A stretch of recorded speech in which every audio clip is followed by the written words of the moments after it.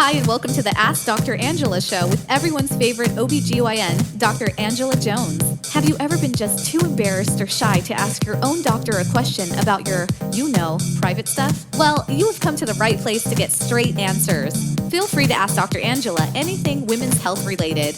OBGYN, she keeps it real.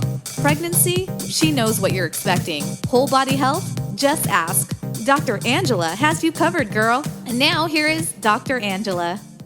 Hey there, this is Dr. Angela, everyone's self-proclaimed favorite OBGYN, and I would like to welcome you to episode 9 of the Ask Dr. Angela podcast. Thank you so much for joining us today. Let's just go and jump right into today's question. Today's question comes to us from Gabrielle. Gabrielle, what you got for us? My name is Gabrielle. My question is, at what age would you recommend I have my first gynecologist appointment? That's actually a really excellent question.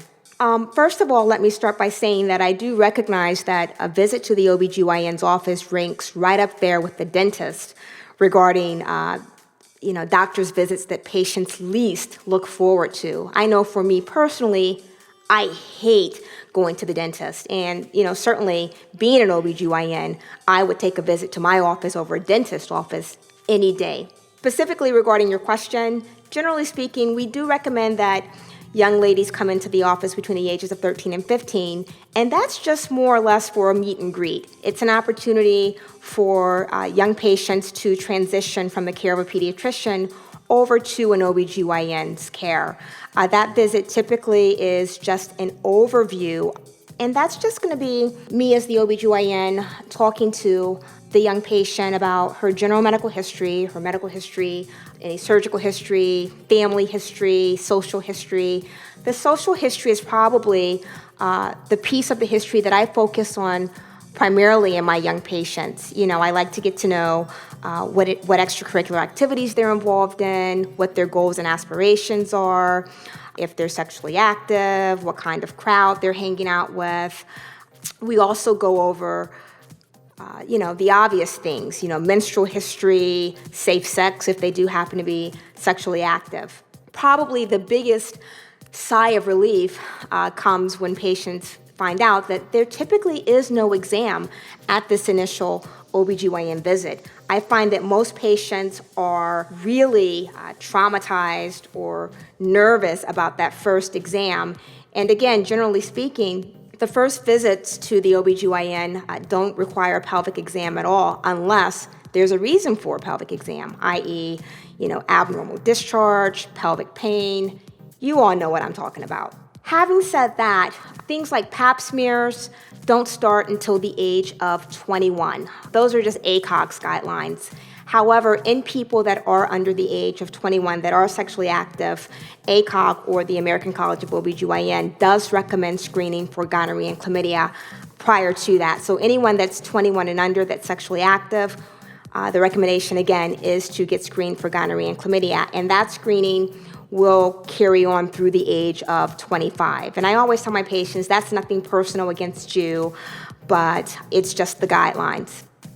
So again, generally speaking, the recommendation is to come in for a friendly visit with your OBGYN between the ages of 13 and 15 so that when you do come to the visit, there has already been a relationship that's been established. And moms, I know you sometimes love to come in during these visits, but as long as, your daughter or the young patient in question is comfortable, it usually goes much better if the parent or supervising guardian is not present. I usually find that patients are much more forthcoming. However, I always tell patients this visit is entirely about you, and certainly if they want a parent or guardian present during that visit, we certainly will accommodate that. So Gabrielle, I hope that I haven't overwhelmed you with what probably was a very lengthy response to your question, but hopefully that clarifies things for you. I would like to personally thank you for taking time out of what I'm sure was a busy day to submit your question to the Ask Dr. Angela podcast.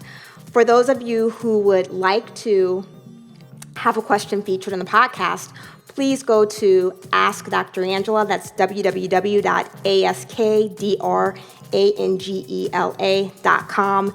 and submit your questions. Please make sure that you not only leave your name, but where it is you're from, because we love to share with our listeners the diversity, geographically speaking, of our followers. Gabrielle, someone will be reaching out to you very soon to get your information so that we can send you a kick-ass t-shirt. Today's thought of the day is sort of in the form of an observation. It states, if you are never scared, embarrassed, or hurt, it means you never take chances. Until next time, look better, feel better, be better. Thank you for listening to the Ask Dr. Angela podcast. For more information on women's health and the show notes for this episode, please visit Dr. Angela at www.askdrangela.com. While you're there, don't forget to leave your own message for Dr. Angela. See you soon!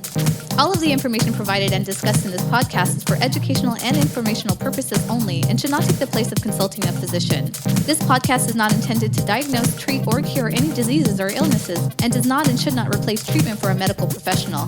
Listening to and participating in this podcast does not create a doctor-patient relationship between you and Dr. Angela Jones. If you need medical advice or assistance, you should consult a physician. Listening to and participating in this podcast is subject to the terms and conditions posted at drangela.com/terms.